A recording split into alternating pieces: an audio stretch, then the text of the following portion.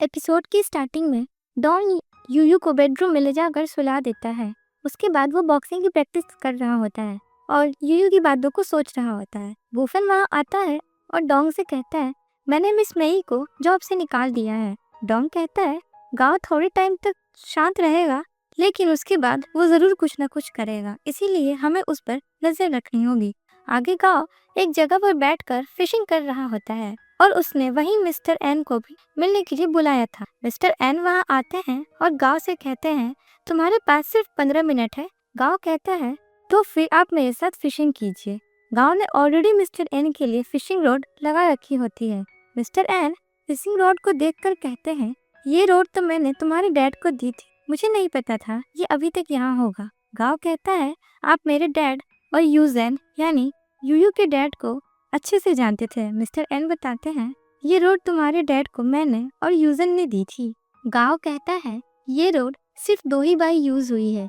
एक मेरे डैड ने जेल जाने से पहले यूज किया था और दूसरी बार अब आप कर रहे हैं। गांव कहता है, मेरे डैड ने लास्ट फिशिंग इसी जगह पर करी थी। उन्होंने मुझसे कहा था कि हैप्पी गार्डन प्रोजेक्ट का डिमोलिशन होना किसी की गलती नहीं बल्कि उनकी लापरवाही थी और लीगली उन्होंने अपनी गलती एक्सेप्ट भी की थी। अब हमें पास्ट का सीन दिखाया जाता है। मिस्टर एन गांव के डैड और यूयू के डैड जिस प्रोजेक्ट पर काम कर रहे थे उसका सारा ब्लेम गांव और यूयू के डैड पर डाल दिया गया था। मिस्टर एन ने गांव के डैड को गांव के नाम की धमकी दी थी, इसीलिए उनको जबरदस्ती अपने ऊपर ये ब्लेम लेना पड़ा था। प्रेजेंट में मिस्टर एन गांव से कहता है, मैंने तुम्हें इसीलिए नहीं पाला क्योंकि तुम मेरे सन इन लो हो, बल्कि तुम्हारे डैड की वजह से पाला था और मुझे विश्वास है तुम स्टेलर ग्लोरी कंपनी अच्छे से हैंडल कर पाओगे, लेकिन ऐसा लगता है मैंने जल्दबाजी कर दी और तुम अपने अनएजुकेटेड डैड को समझ नहीं पाए। गांव कहता है, मेरे डैड ने कभी रियलाइज नहीं करा कि उन्हें मोहरे की तरह यूज किया जा रहा है। इसके बाद गांव मिस्टर एन को वो रिकॉर्डिंग सुनाता है जिसमें वो सारा इल्जाम यूजन के ऊपर लगा रहे होते हैं। मिस्टर एन पूछते हैं, तुम्हारे पास ये रिकॉर्डिंग कहाँ से आई? गांव बताता है, जेल में जाने से पहले डैड मुझे ये देकर गए थे और उन्होंने मुझसे कहा था सही वक्त आने पर ये मेरे काम आएगा। मिस्टर एन कहते हैं, तुम्हारे डैड के पास बैकअप प्लान था। अब गांव वो रिकॉर्डर पानी में फेंक देता है और कहता है, इसकी मैं कॉपीज मेरे पास पड़ी हुई हैं। वो कहता है, डैड की जेल में ही डेथ हो गई थी, लेकिन मैं उनसे अलग हूँ। जियाओ यूयू को कॉल करके बताती है कि मिस्टर एन डोंग की जगह गांव को स्टेरी स्काई कंपनी का जनरल मैनेजर बनाने वाले हैं और एग्जीबिशन सेंटर प्रोजेक्ट भी अब से गांव ही हैंडल करेगा। डोंग कंपनी में मिस्टर एन से मिलने जाता है। वो उनसे कहता है, मैं आपकी डिसऑनेस्टी से सरप्राइज नहीं हुआ हूँ। मुझे ऐसा लगता है गांव ने आपका फायदा उठाया है। मिस्टर एन कहते हैं, नेक्स्ट वीक तक मैं गांव को जनरल मैनेजर की पोस्ट के लिए अपॉइंट कर दूंगा। डोंग कहता है, मेरे लिए 1 वीक इनफ है, मैं जरूर कुछ ना कुछ कर लूंगा। यूयू को रास्ते में गांव मिल जाता है। गांव कहता है, क्या तुम्हें जानना नहीं है ये सब कैसे हुआ? यूयू गांव के साथ चली जाती है। गांव कहता है, नेक्स्ट वीक मैं जनरल मैनेजर बन जाऊंगा और मुझे 30% शेयर भी मिलेगा। यूयू पूछती है, आखिर तुमने मिस्टर एन के साथ ऐसी कौन सी ट्रिक चली जिससे वो तुम्हारी साइड हो गए? गांव कहता है, मैं तो बस मिस्टर एन के साथ फिशिंग करने के लिए गया था। और यूयू के क्लोज आकर कहने लगता है, तुमने तो मेरा दिल ही तोड़ दिया। यूयू गांव को थप्पड़ मारने ही वाली होती है, लेकिन गांव उसका हाथ पकड़ लेता है और यूयू के साथ जबरदस्ती करने लग जाता है। उसी वक्त डोंग वहाँ आकर यूयू को बचा लेता है और गांव को बहुत मारता है, जिससे वो बेहोश हो जाता है। यूयू बाहर खड़ी होती है। जियाओ आती है और पूछती है कि क्या हुआ। यूयू बताती है कि गांव ने डोंग को जेल भेजने के लिए मेरा यूज किया है। जियाओ कहती है, डोंग ने इस वक्त अपना टेम्पर कैसे खो दिया? यूयू कहती है, मुझे पता लगाना है आखिर गांव ने मिस्टर एन को ऐसा क्या बोल दिया जिससे उन्होंने अपना डिसीजन ही चेंज कर दिया और डोंग के बाहर आने से पहले मुझे सबूत ढूंढना ही होगा। तभी यूयू को याद आता है गांव ने उससे कहा था कि वो और मिस्टर एन एक साथ फिशिंग के लिए गए थे। यूयू सबूत ढूंढने के लिए उसी फिशिंग स्पॉट पर चली जाती है। वहां जाकर यूयू को पता चलता है कि गांव ने पानी में वॉइस रिकॉर्डर जैसा कुछ फेंका था। यूयू ड्राइवर को बुलाकर पानी में से रिकॉर्डर बाहर निकलवा लेती है। यूयू और जियाओ दोनों उस रिकॉर्डिंग को सुनते हैं। उस रिकॉर्डिंग में मिस्टर एन ने अपना सारा ब्लेम यूयू के डैड और गांव के डैड पर लगाया था। यूयू कहती है, ये रिकॉर्डिंग जरूर गांव के डैड ने ली होगी। जियाओ कहती है, हाँ, गांव के डैड ही गांव के लिए ये रिकॉर्डिंग छोड़कर गए हैं। यूयू को फुल रिकॉर्डिंग मिल नहीं पाती, इसीलिए वो जियाओ से कहती है, चाहे कुछ भी हो जाए, हमें फुल रिकॉर्डिंग चाहिए और गांव के खिलाफ सबूत ढूंढने ही होंगे। जियाओ बताती है, मैंने जियांग के पैरालाइज होने के बारे में भी पता लगा लिया है। जिंग के एक्सीडेंट केस की सुनवाई चालू हुई थी, लेकिन मिस्टर एन ने सभी समझौतों से इनकार कर दिया था और अपराधी लू फेई को 3 साल की जेल हो गई थी। यूयू कहती है, मुझे इस बात पर यकीन नहीं हो रहा है, गांव जरूर कुछ छुपा रहा है। यूयू जियाओ को लू फेई के रिलेटिव्स के बारे में पता लगाने को कहती है। जियाओ को लू फेई के कजन के बारे में पता चलता है, जो कि love story wedding photography bridal store में काम करती है। यूयू कस्टमर बनकर उसी ब्राइडल शॉप पर जाती है। चेनजी 8 साल पहले लू फेई के साथ यहाँ आई थी और इस ब्राइडल शॉप की मैनेजर है। यूयू बातों बातों में चेन से उसके कजन के बारे में पूछने ही वाली होती है, लेकिन तभी वहाँ जिंग आ जाती है। जिंग चेन को अपना फोन में दिखाकर पूछती है, क्या ये तुम्हारा बैंक अकाउंट है? चेन हाँ कहती है तो जिंग उसे जोरदार थप्पड़ मार देती है और कहती है, मेरे मैन को सीड्यूस करने की तुम्हारी हिम्मत कैसे हुई? चेंग कहती है, ये आप क्या कह रही हैं? मुझे इसके बारे में कुछ भी नहीं पता है। जिंग कहती है, ट्रांसफर रिकॉर्ड झूठे नहीं हो सकते हैं और तुम्हें जितने भी पैसे मिले हैं सब वापस करने होंगे। जिंग सीजर लेकर चेन के बाल काटने ही वाली होती है, लेकिन तभी यूयू वहाँ रिकॉर्डिंग करते हुए आ जाती है और जिंग से सीजर ले लेती है और फिर जिंग से कहने लगती है, तुम अपने भाई को बहुत मिस कर रही हो और मिलना चाहती हो क्या? तो मैं तुम्हें जेल भेज सकती हूँ, जाकर उससे मिल लेना। जिंग यूयू से कहती है, तुम यहाँ क्या कर रही? यूयू वहाँ सभी लोगों को वीडियो लेकर ऑनलाइन पोस्ट करने के लिए कहती है। जिंग वहाँ से जाने लगती है तो यूयू कहती है, मेरे पास तुम्हारा वीडियो, और अब अगर तुमने कभी भी चैन को या इस शॉप को नुकसान पहुँचाने के बारे में सोचा तो हमारी मुलाकात सीधे पुलिस स्टेशन में होगी। चैन इस सब के लिए यूयू को थैंक्स कहती है। यूयू को गांव के खिलाफ सबूत मिल जाते हैं। गांव ने चेन को पैसे दिए थे। जिया यूयू से कहती है, आखिर तुमने कर ही दिखाया। यूयू बताती है, जिंग सीक्रेटली गांव को काफी टाइम से इन्वेस्टिगेट कर रही थी। चेन वही गांव के दिए हुए पैसे लेकर लू फेई को दिया करती थी। जिंग कहती है, इस ट्रांसफर हिस्ट्री और चेन की गवाही से हम लू फेई को ढूंढ सकते हैं। यूयू कहती है, चेन को भी लू फेई के बारे में नहीं पता है, वो बस पैसे ही भेजा करती थी और अब हमें ही कुछ करना होगा। आगे यूयू एक जगह पर खड़ी होती है। गांव वहां आता है और कहता है, तुम अकेले ही आई, डोंग नहीं आया? अच्छा, डोंग तो जेल में है ना? गांव यूयू से पूछता है, तुम्हें इन सब के बारे में कैसे पता चला? यूयू कहती है, ये सब मुझे जिंग की वजह से पता चला है। यूयू गांव से रिकॉर्डिंग के बारे में पूछती है और कहती है, लू फेई और उसका कजन मेरे साथ है, वो दोनों तुम्हारे खिलाफ कोर्ट में गवाही देने के लिए रेडी हो गए हैं। गांव यूयू को फुल रिकॉर्डिंग सुनाता है। यूयू उससे रिकॉर्डर मांगती है और सारे बैकअप्स डिलीट करने के लिए कहती है, लेकिन गांव ऐसा करने से मना कर देता है। अब गांव यूयू से लू फेई का रियल नाम पूछता है, तब यूयू कुछ जवाब नहीं देती है। गांव बताता है, मैंने लू फेई को न्यू आइडेंटिटी दे दी है और उसने अपना नाम भी बदल दिया है और तुम उसे अब कभी भी नहीं ढूंढ पाओगी। गांव यूयू से कहता है, मैं तुम्हें एक और लास्ट चांस दे रहा हूँ मेरे साइड आने के लिए। अगर तुम आ गई तो मैं तुम्हें वो सब कुछ दूंगा जो तुम्हें चाहिए। यूयू गांव को मना कर देती है। गांव कहता है, जो कुछ भी डोंग का है वो मुझे चाहिए और साथ में तुम भी। ये सुनकर यूयू गांव को थप्पड़ मार देती है। गांव यूयू के गले पर नाइफ रखकर कहता है, मैं तुम्हें मार दूंगा। वहाँ पर लू फेई आ जाता है और कहता है, अगर तुम इसे मार दोगे तो मैं गवाह बनूंगा। गांव लू फेई से कहता है, तुम यहाँ क्या कर रहे हो? लुई कहता है, तुम मुझे चुप कराना चाहते थे, इसीलिए मैं यहाँ छुपा हुआ हूँ। अब वहाँ डोंग और वूफेन भी आ जाते हैं। गांव कहता है, यानी तुम इसे ढूंढने जेल गए थे। वूफेन गांव से कहता है, हमने ऑलरेडी पुलिस को बुला लिया है। तुमने यूयू को जान से मारने की कोशिश करी है, लू फेई को रिश्वत दी और जिंग को पैरालाइज भी करा, यानी तुम बहुत सालों के लिए जेल जाओगे। गांव कहता है, अगर तुमने कुछ भी करा तो मैं मिस्टर एन की रिकॉर्डिंग आउट कर दूंगा। तब यूयू कहती है, कर दो, फिर पूरी कंपनी मेरे नाम पर हो जाएगी। जिंग भी वहां आ जाती है। यूयू जिंग से कहती है, मैंने तुम्हें गांव का असली रूप दिखाने के लिए ही यहाँ बुलाया है। 4 साल पहले गांव के कहने पर ही लू फेई ने तुम्हारा एक्सीडेंट किया था, जिस वजह से तुम पैरालाइज हो गई थी।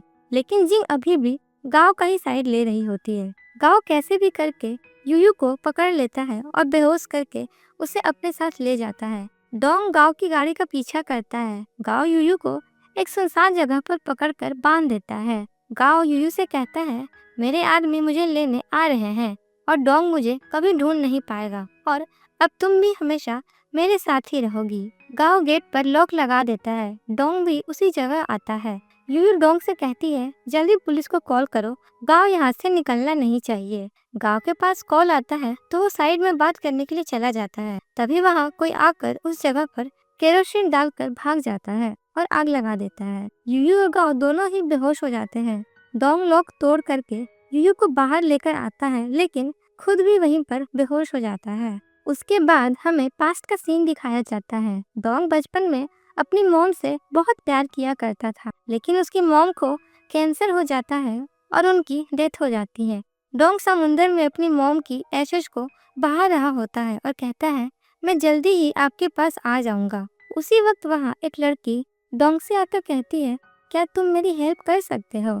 और डोंग उस लड़की को देखने लग जाता है और वो लड़की और कोई नहीं यूयू ही होती है। प्रेजेंट सीन में डोंग हॉस्पिटल में एडमिट होता है। उसे जैसे ही हो जाता है तो वो देखता है यूयू उसके पास सो रही थी। यूयू की जैसे ही नींद खुलती है तो डोंग बेहोश होने का नाटक करने लग जाता है। यूयू कहती है, मैं सो कैसे गई? डोंग को स्वेटिंग हो रही थी, इसीलिए यूयू उसकी बॉडी पर गीली पट्टी करने लगती है। जिया हॉस्पिटल में यूयू के लिए सूप लेकर आती है। यूयू जिया को हग करके थैंक्स बोलती है। जियाओ यूयू से कहती है, डॉक्टर ने कहा है अभी तुम रिकवर हो रही हो, इसीलिए तुम्हें रेस्ट करना चाहिए, ना कि डोंग को कंपनी देना चाहिए। यूयू कहती है, लेकिन मुझे बेचैनी होती है। अगर डोंग के पास मैं रहूंगी तो मुझे ऐसा लगेगा कि वो कभी भी उठ सकता है, तो मैं उसके पास रहूं। जियाओ कहती है, लेकिन डोंग बहुत दिनों से बेहोश है, तुम कब तक उसका वेट करोगी? यूयू कहती है, मुझे नहीं पता, लेकिन उसने मेरी जान बचाई है और वो जब तक उठ नहीं जाता मैं उसे छोड़कर कहीं नहीं जाऊंगी। इधर अंदर डोंग यूयू और जियाओ की बातें सुन रहा होता है। वूफेंग डोंग के पास आता है तो डोंग उसे चुप रहने के लिए कहता है और फिर से बेहोश होने का नाटक करने लग जाता है। वूफेंग यूयू से कहता है कि वो उसके रूम में जाकर रेस्ट करे, वो डोंग का ध्यान रख लेगा, लेकिन यूयू जाने से मना कर देती है। तब वूफेंग कहता है, मैं तुम्हारे डॉक्टर को बुला दूंगा, वो तुम्हें यहाँ से ले जाएंगे। अब जियाओ यूयू को अपने साथ लेकर चली जाती है। वूफेंग डोंग से मजाक में पूछता है, तुमने यूयू को बताया क्यों नहीं कि तुम्हें होश आ चुका है? कहीं तुम यूयू की केयर और अटेंशन को एंजॉय तो नहीं कर रहे हो, या फिर तुम ऐसा तो नहीं सोच रहे हो यूयू ने गांव के साथ मिलकर इस किडनैपिंग की चाल की है, इसलिए तुम उसे इन्वेस्टिगेट करना चाहते हो? नेक्स्ट डे यूयू फिर से डोंग के रूम में आ जाती है। वूफेंग कहता है, तुम वापस क्यों आ गई? यूयू कहती है, मैं डिस्चार्ज हो चुकी हूँ और अब मैं पेशेंट नहीं, डोंग की फियांसे हूँ। अब वूफेंग वहाँ से चला जाता है। यूयू को अभी भी लग रहा होता है कि डोंग सच में बेहोश है। यूयू कहती है, तुम्हारा ये क्वाइट वर्जन बिल्कुल भी अच्छा नहीं लग रहा है, इसीलिए जल्दी से उठ जाओ। यूयू डोंग के क्लोज आकर उसकी बॉडी पर गीली पट्टी कर रही होती है तो अचानक से ईसीजी मशीन बीप करने लग जाती है। यूयू डॉक्टर को आवाज देती है और पता चलता है डोंग की हार्ट रेट बढ़ चुकी है। यूयू पूछती है, कोई डेंजर की बात तो नहीं है? तो डॉक्टर कहते हैं, नहीं, और डोंग बहुत जल्दी ही उठने वाला है। डॉक्टर यूयू को डोंग का रेगुलर मसाज करने के लिए भी कहते हैं। यूयू डोंग को उल्टा सुलाकर मसाज करने लग जाती है तो वो उसके हाथों के मूवमेंट को देख लेती है और उसे पता चल जाता है कि डोंग नाटक कर रहा है। यूयू डोंग से कहती है, तुम काफी देर से जाग रहे हो ना? डोंग उठकर बेड पर बैठ जाता है। यूयू कहती है, क्या तुम अपनी केयर करवाने के लिए ये सब मुझसे करवा रहे हो? तो डोंग कुछ नहीं कह पाता है। यूयू उसकी जान बचाने के लिए उसे थैंक्स कहती है। डोंग कहता है, मैंने ये सिर्फ वॉइस रिकॉर्डर के लिए किया है, तुम्हें बचाना तो सिर्फ एक एक्सीडेंट था। यूयू कहती है, चाहे कुछ भी रीजन हो, मैं तुम्हारी थैंकफुल हूँ और जब तक तुम पूरी तरह से ठीक नहीं हो जाते मैं हमेशा तुम्हारी देखभाल करूंगी। तब डोंग कहता है, तुम्हें परेशान होने की जरूरत नहीं है। तो यूयू कहती है, तुम्हें आइडिया भी नहीं है मुझे कितनी चिंता हो गई थी, मैं डर गई थी, मुझे लगा तुम कभी उठोगे ही नहीं। डोंग यूयू को सॉरी कहता है। नेक्स्ट सीन में मिस्टर एन उसी फिशिंग स्पॉट पर बैठे होते हैं। वो फोन में अपने गांव के डैड की पिक देखकर कहते हैं, गांव तुमने मुझसे कहा था सिर्फ तुम ही स्टेलर ग्लोरी कंपनी को सक्सेस तक ले जा सकते हो, और मैंने जब तुम्हें ये फिशिंग रॉड दी थी तो कहा था, अगर स्टेलर ग्लोरी में कभी भी मेरा शेयर रहा तो वो हमेशा तुम्हारा ही होगा। लेकिन देख लो तुम्हारे बेटे ने क्या किया है। मैंने इतने सालों तक उसे पाला, मेरी बेटी से शादी करवाई, लेकिन उसने तुम्हारी रोड यूज करके मेरी लाइफ उलझा दी। इसीलिए अब मेरे पास भी कोई और चॉइस नहीं है, मुझे उसे डिस्ट्रॉय करना ही होगा, नहीं तो दोनों रोड्स यूजलेस हो जाएंगी। मिस्टर एन उस रोड को पानी में फेंक देते हैं और गांव के डैड से कहते हैं, चिंता मत करो, तुम्हारा बेटा कोमा में है, मैं उसे टच नहीं करूंगा, लेकिन उसने जो जिंग के साथ किया उसका भुगतान तो उसे करना ही होगा। मिस्टर एन का असिस्टेंट आकर उन्हें बताता है कि डोंग को होश आ चुका है। मिस्टर एन की के बारे में पूछते हैं कि क्या उसकी आइडेंटिटी कंफर्म हो गई। असिस्टेंट कहता है, क्या आपने की लेन मैनस्क्रिप्ट के साथ टेस्ट नहीं किया? और मुझे ऐसा लगता है बस उनका सरनेम ही सेम है। असिस्टेंट पूछता है, आप फिर से की के ऊपर डाउट क्यों कर रहे हैं? मिस्टर एन कहते हैं, क्योंकि वो गांव से प्राइवेटली मिली थी और यूजन के अलावा उस रिकॉर्डिंग की जरूरत सिर्फ उसकी बेटी को ही है। मिस्टर एन बताते हैं, 5 साल पहले डोंग ने यूयू को पानी में फेंक दिया था और अब की उसकी फियांसे बनकर आ गई है। असिस्टेंट कहता है, अगर आप उसकी आइडेंटिटी कंफर्म करना चाहते हैं तो मेरे पास एक सजेशन है। 5 साल पहले यूयू नाइट क्लब में ड्रिंक्स सेल किया करती थी, तो क्यों ना हम उसके किसी पुराने जानने पहचानने वाले को उससे मिलवा दें। मिस्टर एन कहते हैं, डोंग ने एग्जीबिशन सेंटर प्रोजेक्ट सिक्योर कर लिया है और ये एक बहुत बड़ा सक्सेस है। इसके लिए हमें एक सेलिब्रेशन पार्टी रखनी चाहिए। इधर डोंग हॉस्पिटल से डिस्चार्ज हो चुका था। घर आते ही बुफेन उसका वेलकम करता है और बताता है, मिस्टर एन ने तुम्हें कॉन्ग्रेचुलेट करने के लिए कहा है और कल रात में एक सेलिब्रेशन पार्टी रखी है। यूयू डोंग के बाल सेट कर रही होती है और शेव भी करती है। इसी दौरान डोंग यूयू के क्लोज आकर किस करने ही वाला होता है, लेकिन यूयू उसे सॉरी बोलकर वहां से चली जाती। नेक्स्ट डे डोंग पार्टी में जाने के लिए रेडी हो रहा होता है। बुफेन डोंग से कहता है, ये आउटफिट तुम्हारे हीरोइक नेचर को हाईलाइट करती है और हम आज की पार्टी के स्टार हैं। डोंग थोड़ा परेशान लग रहा होता है तो बुफेन उसे समझाता है, हमें कभी कभी चीजों को जाने देना चाहिए और लड़की के लिए तुम लड़े हो, वो एक ना एक दिन किसी और की ब्राइड बन ही जाएगी। बुफेन डोंग को एडवाइस देता है, प्यार में मेन को थोड़ा ज्यादा प्रोटेक्टिव होना चाहिए, नहीं तो सामने वाले को उनका अफेक्शन समझ में नहीं आएगा। बुफेन डोंग को चुप करा देता है। इधर यूयू और जियाओ एक साथ होते हैं। जियाओ यूयू से पूछती है कि तुम्हारे और डोंग के बीच में कुछ हुआ। यूयू मना कर देती है और कहती है, क्या तुम ड्रंक हो जो ऐसी बातें कर रही हो? जियाओ बताती है, मैंने तुम्हारा फेस रीड कर लिया है, फेस पर सब दिख रहा है जो तुम्हारे दिल में छुपा हुआ है। यूयू उसे सच बता देती है कि डोंग उसे किस करने वाला था, लेकिन उसने उसे टाल दिया। जियाओ कहती है, तुम ट्रबल में हो क्योंकि तुम्हारी बॉडी ने तो रिजेक्ट कर दिया, लेकिन तुम्हारे हार्ट ने नहीं। और जब हमारे मन में किसी के लिए फीलिंग्स डेवलप हो जाती हैं तो हम उससे दूर हो जाते हैं। यूयू कहती है, डोंग और मैं सिर्फ बिजनेस पार्टनर्स हैं। तो जियाओ कहती है, बिजनेस पार्टनर्स कब से एक दूसरे के लिए अपनी लाइफ को रिस्क में डालने लगे और दिन रात जग कर उनकी केयर करते हैं। यूयू कहती है, इसीलिए हमें वहीं वापस लौटना चाहिए जहां हमारी प्लेस है और हमारा बेस्ट रिलेशनशिप बिजनेस पार्टनर ही है। जियाओ कहती है, क्या तुम इसीलिए कह रही हो क्योंकि डोंग मिस्टर एन का बेटा है? तुम्हें अपने दिल की बात को समझना चाहिए, लेकिन तुम जो कुछ भी डिसाइड करो मैं हमेशा तुम्हारे ही साइड रहूंगी। डोंग वुफेन से कहता है, ये ड्रेस यूयू को डिलीवर कर देना क्योंकि वो भी पार्टी में आएगी। वुफेन कहता है, ठीक है, और अब तुम पार्टी में फाइनली अनाउंस भी कर सकते हो कि तुम officially stellar glory company join कर रहे हो। डोंग कहता है, ये बस अभी शुरुआत है, मिस्टर एन की असली कमजोरी निंघाई प्लाजा है और इस प्रोजेक्ट को रीस्टार्ट करना मेरा पहला कदम होगा। अब डोंग गांव के बारे में पूछता है। वुफेन बताता है, वो अपने लक की वजह से बच गया, लेकिन उसके सर पर बहुत चोट आई है। पुलिस ने उसे बहुत ढूंढा, लेकिन वो रिकॉर्डिंग कहीं नहीं मिली और मुझे ऐसा लगता है वो एक्सप्लोजन में खत्म हो गई होगी। डोंग बुफेन को हॉस्पिटल में नजर और अपडेट देते रहने के लिए कहता है। गांव हॉस्पिटल में एडमिट होता है। जिंग उसे मिलने जाती है, लेकिन उसे अंदर नहीं जाने दिया जाता है।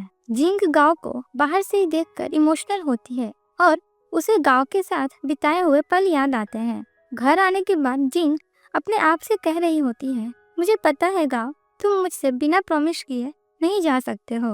डोंग ने तुम्हें बहुत जोर से ढकेला है, इस वजह से तुम थक गए हो और रेस्ट करना चाहते हो और हमारा फ्यूचर तुम मुझ पर छोड़ दो। आगे डोंग और यूयू एक ही कार में बैठकर पार्टी में जा रहे होते हैं। दोनों ही एक दूसरे से शर्म के कारण कुछ बोल नहीं पाते हैं। डोंग यूयू से कहता है, तुम इस आउटफिट में अच्छी लग रही हो। यूयू भी कहती है, तुम्हारा भी आउटफिट अच्छा है। डोंग कहता है, इस ऑकवर्ड सिचुएशन को हमारे अपकमिंग कॉपरेशन पर असर नहीं पड़ना चाहिए और मुझे तुम्हारा कॉपरेशन बाद में भी चाहिए होगा। डोंग ये भी कहता है कि बाद में उसने उसके लिए एक सरप्राइज गिफ्ट भी रखा है। डोंग और यूयू पार्टी में एंटर होते हैं। मिस्टर एन ऑलरेडी वहाँ होते हैं। एंटर होते ही सभी लोग उनके लिए क्लैपिंग और पिक क्लिक करने लग जाते हैं। दोनों स्टेज पर जाकर निंघाई प्लाजा प्रोजेक्ट के लिए रीस्टार्ट करने की अनाउंसमेंट करते हैं और की को उस प्रोजेक्ट का चीफ डिजाइनर बनाते हैं। वहाँ मौजूद सभी लोग बात करने लग जाते हैं कि निंघाई प्लाजा प्रोजेक्ट तो सिर्फ मिस्टर एन के अंडर कंट्रोल में है। डोंग ने तो आते से ही अपनी बाउंड्री क्रॉस कर दी है। डोंग मिस्टर एन को इस बारे में कुछ कहने के लिए कहता है। मिस्टर एन कहते हैं, मैं हमेशा से सोचता था स्टेलर ग्लोरी कौन लीड करेगा। डोंग में वो सारी क्वालिटीज हैं और अपकमिंग चैलेंजेस की रिस्पॉन्सिबिलिटी भी वो ले सकता है। डोंग कहता है, मैंने कंपनी का नाम स्टारी स्काई रखा है। ये इस बात को सिंबलाइज करता है कैसे तारों से भरा आसमान को हर तारे की चमक की जरूरत होती है।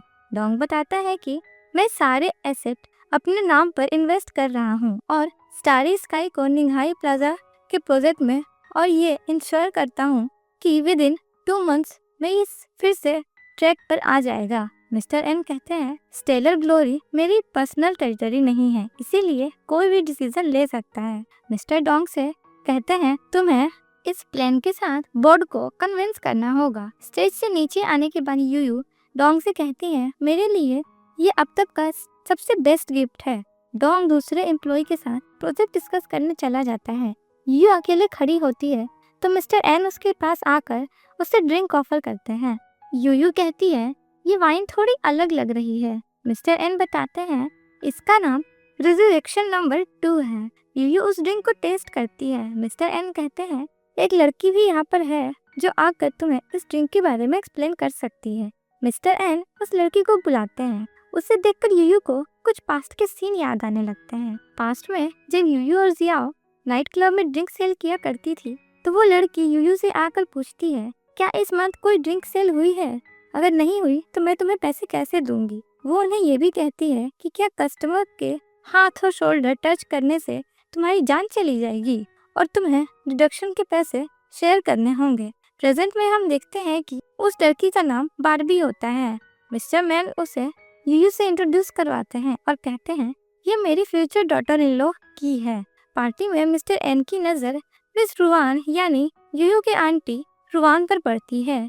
मिस्टर एन यूयू से कहते हैं कि तुम बारबी के साथ बात करो, मैं हमारी एक स्पेशल गेस्ट से मिलकर आता हूँ।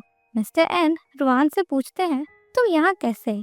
रुआन कहती है, निंघाई प्लाजा मेरे फ्रेंड का प्रोजेक्ट है और उसके रीस्टार्ट होने की खुशी में यहाँ तुम्हें कॉन्ग्रेचुलेट करने आई हूँ। मिस्टर एन कहते हैं, ऐसा लगता है तुम पुरानी यादों में खो गई हो। रुआन कहती है, कुछ चीजें भूली नहीं जा सकती। मिस्टर एन कहते हैं, तो फिर पास्ट को याद करते हैं चलो। रुआन कहती है, जिनके पास कोई फ्यूचर नहीं है वही सिर्फ पास्ट की चीजों में चिपके रह सकते हैं। यूयू वॉशरूम में होती है।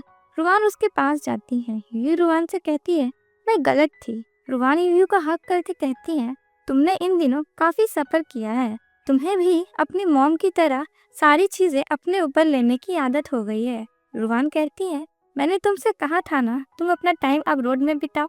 यूयू कहती है, मिस्टर एन को इतने लंबे टाइम तक सक्सेस में डूबे हुए देखने के बाद मैं अब और वेट नहीं कर सकती थी। रुआन कहती है, मैं तुम्हारे यहाँ पर रहकर हेल्प करूंगी। इतने मुश्किल रास्ते पर तुम अकेले कैसे चलोगी? और अगर मैंने नोटिस नहीं किया होता कि मिस्टर एन बारबी को बुलाकर तुम्हें इन्वेस्टिगेट कर रहे हैं तो आगे चलकर इसका रिजल्ट बहुत ही ज्यादा बुरा होता। ये पूछती है, क्या अब आप मुझसे गुस्सा नहीं है? तो रुआन मना करती है और कहती है, ध्यान रहे अब तुम्हें हर एक कदम सावधानी से रखने होंगे, अब कोई मिस्टेक नहीं होनी चाहिए। पार्टी में जिंग की एंट्री होती है। वो कहती है, मैं अपने भाई को कॉन्ग्रेचुलेट करने आई हूँ और एक स्पेशल गिफ्ट भी लाई हूँ। जिंग सभी को पेपर्स दिखाती है और कहती है, मुझे लगा था डोंग तो बस एक नीचे गिरा हुआ नाजायज बेटा है, लेकिन मेरे पता लगाने के बाद मुझे पता चला कि वो मेरी इमेजिनेशन से भी ज़्यादा गंदा है।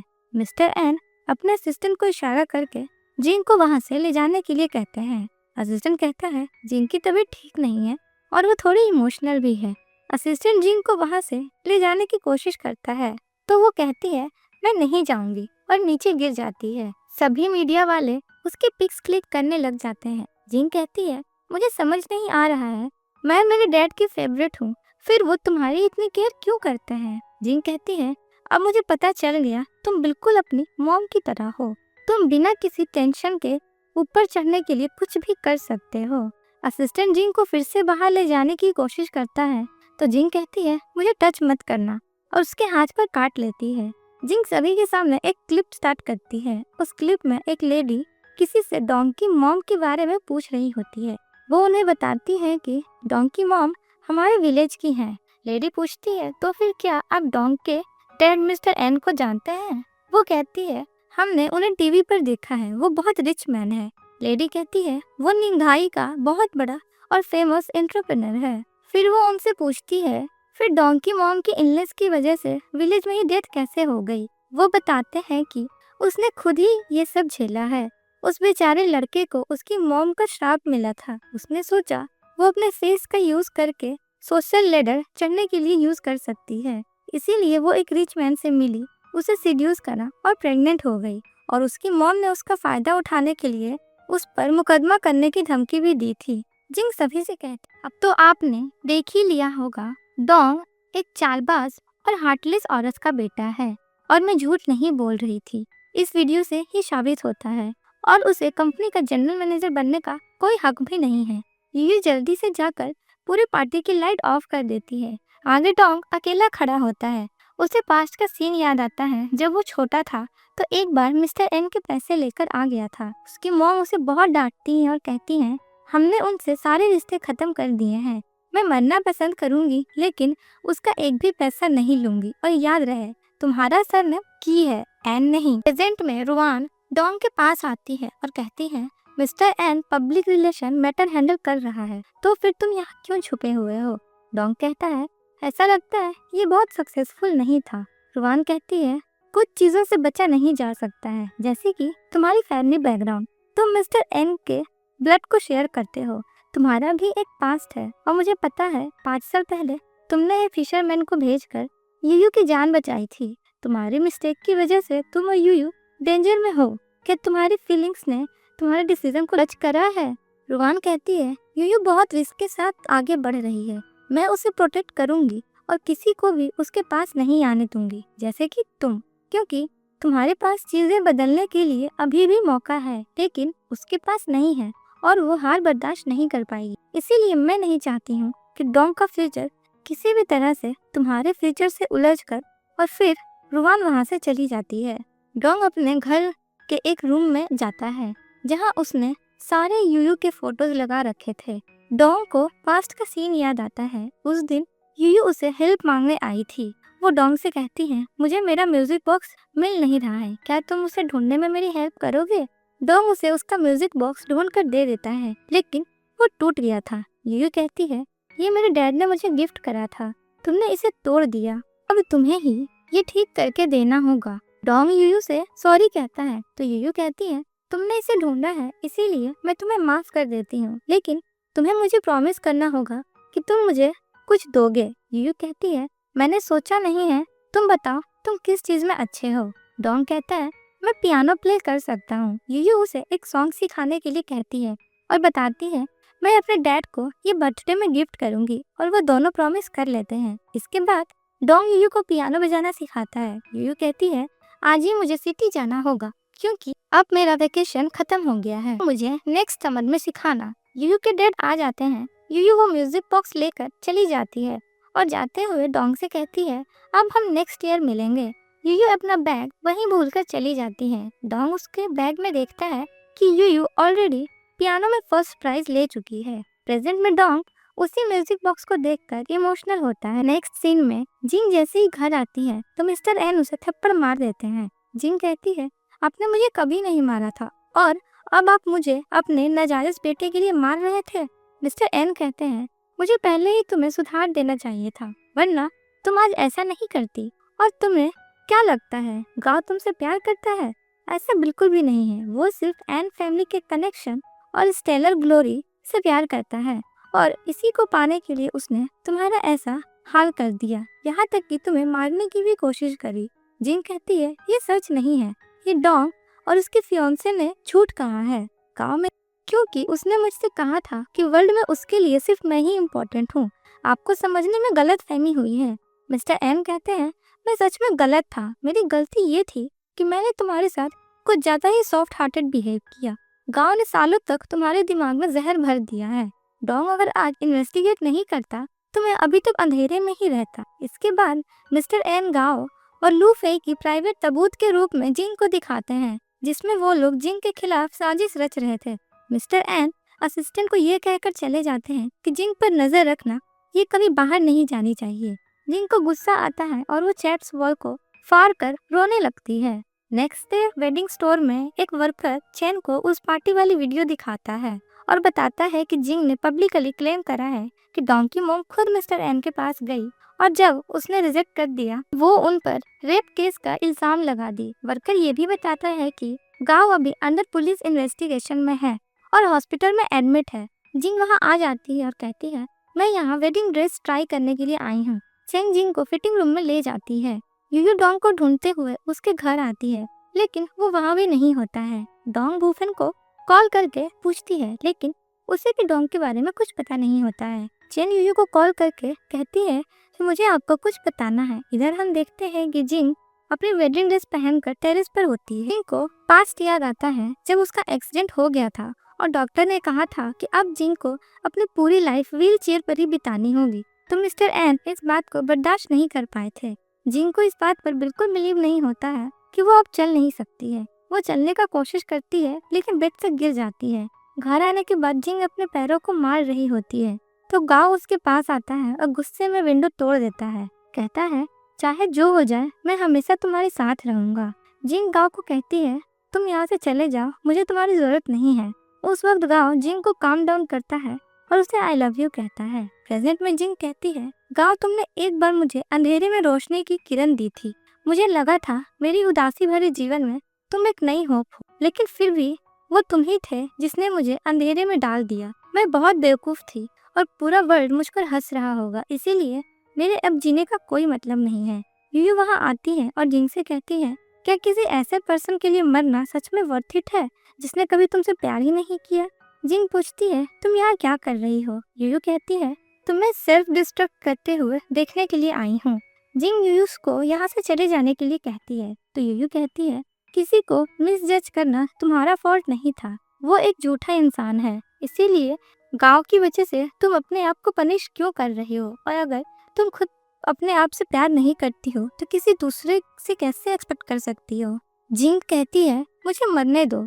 यूयू कहती है ठीक है। फिर वो खुद जिंग को धक्का देकर बिल्डिंग के पास ले जाती है और उसे रियलाइज करवाती है कि जब वो नीचे गिरेगी तो उसके साथ क्या क्या होगा। यूयू कंटिन्यू करने लग जाती है तो जिंग डर के मारे रोने लग जाती है और यूयू उसे फिर नीचे कर देती है। यूयू कहती है अपनी लाइफ से ज्यादा कुछ और मैटर नहीं करता है, इसीलिए जस्टिस ना सिर्फ किया जाना चाहिए बल्कि होते हुए भी देखना चाहिए।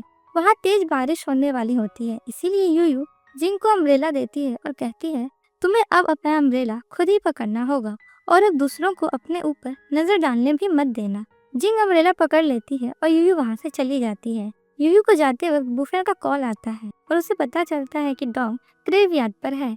इधर डोंग बारिश में अपनी मॉम की ग्रेवयार्ड के सामने खड़ा होता है। यूयू अम्ब्रेला लेकर वहाँ आ जाती है। डोंग कहता है कुछ दाग धुले जा सकते हैं लेकिन कुछ कभी नहीं धुलते हैं और शायद यही सबसे अच्छा होता है। दरअसल मैं जिंग के लिए थैंकफुल हूँ क्योंकि मैं पिछले कुछ दिनों में खो गया था। उसकी वजह से मुझे एहसास हो गया कि रियल में मैं कौन हूँ। डोंग यूयू से पूछता है क्या तुम्हें याद है तुम कौन हो? और मुझे लगता है तुमने ऑलरेडी गेस कर लिया होगा क्योंकि वो एक्सप्लोजन एक एक्सीडेंट नहीं था, वो मिस्टर एन ने करवाया था। यूयू कहती है हाँ, गांव ने मिस्टर एन को धमकाने के लिए मेरे डैड को फंसाने की रिकॉर्डिंग का यूज करा। डोंग पूछता है क्या तुम्हें कोई सबूत मिला?